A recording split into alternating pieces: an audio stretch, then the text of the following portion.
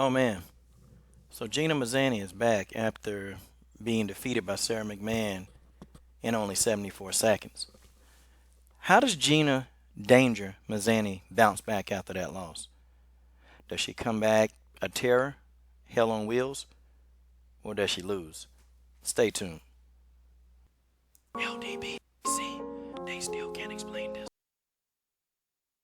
All right. LDBC, this is your boy Coach Sheldon Harrison. You're live on the Coach Sheldon Harrison Combat Sports Show live. Okay, guys, welcome to the Coach Sheldon Harrison post-fight analysis. That's right. Read the title, because that's what it says. All right, guys, let's talk about this bantamweight matchup, okay? Yanan versus Gina Mazany. And I'm going to tell you, man, this fight, it was actually pretty entertaining. I actually picked Gina Mazany to actually win this fight, okay?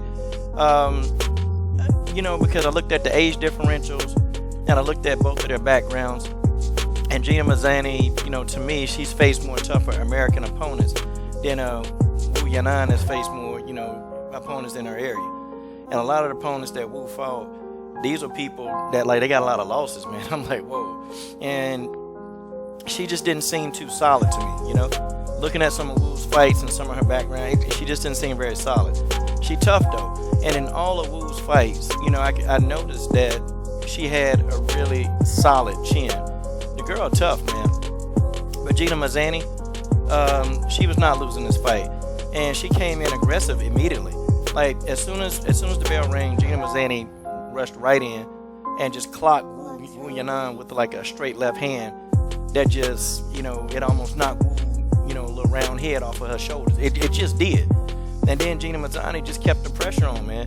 She never stopped pressuring Wu for the entire fight. She stayed on Wu's ass. And Wu couldn't do anything, man. Wu had some bright spots in the fight. She had a takedown on Gina Mazany that, she was doing some pretty good groundwork on her. She was delivering some pretty good leg kicks, and then she hit Gina Mazany, man. I'm telling you, man, she hit her with a left hook. I thought Gina Mazany was going to go down on that, but, Gina, she tough, man. She fought hard. She fought extremely hard. Wu was actually using a very good guard. I was very impressed with Wu's guard.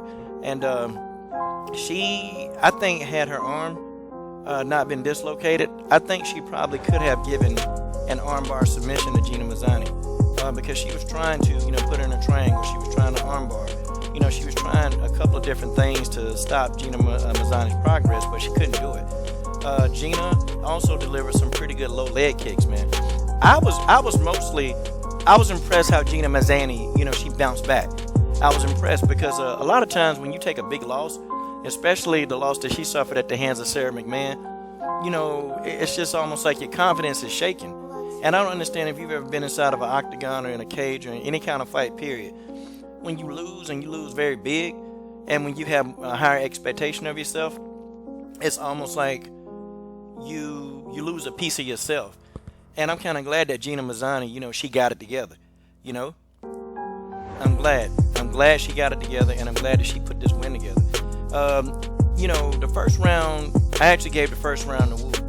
But rounds 2 and 3, Gina Mazany, it was complete domination, man. Gina did whatever she wanted to do to Wu Yanan. And, she did whatever.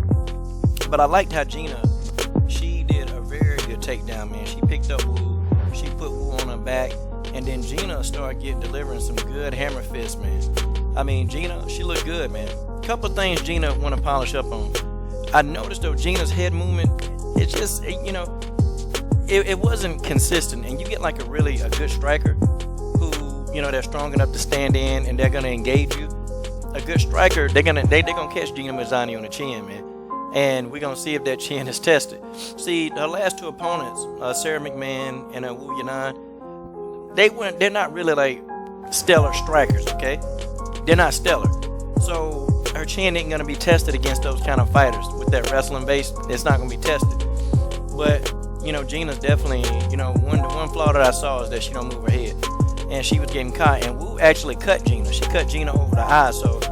And that's a shot that I think Gina could have avoided, man, if she would have used a few feints, If she would have used a little feint, draw a reaction out of Wu, and then reacted and been more defensive, she could have got out of that. That's just my opinion. But nonetheless, this is a good win for Gina Mazany, and this is what you're supposed to do, okay? This is what you're supposed to do with your fighter. You're not supposed to throw, and I wasn't happy about Gina taking a fight with Sarah, and I knew it was an opportunity. And I know Gina, she wanted to get into the UFC. And if the UFC call you for a short notice fight, I mean, you're not going to say no. Because the majority of these girls, their whole goal is to get to the UFC. Like that's their goal. And Gina had no idea. She wouldn't have known when the opportunity would come knocking again. So she took the opportunity where it stand, and she fought Sarah McMahon. She paid a price, and now she's back in the win column. So this is good. But I hope that they don't screw her and keep using Gina Mazany for short notice fights. I was really impressed with Gina Mazany, because I said, you know what? When she lost to Sarah McMahon, I really wonder how that fight would turn out if Gina Mazany had a full fight camp. Like, I wonder. And I think Gina Mazany would have, at least went the distance with Sarah McMahon if she would have had a full fight camp. That's it. But so, I'm looking for some good things out of Gina. I like Gina. I like how aggressive she is. I love that aggression in her. But guys, you guys tell me what you think about this fight. This is your boy, Coach Shelton Harrison. I'm done. What are you waiting on? Subscribe to the best women's MMA platform on YouTube.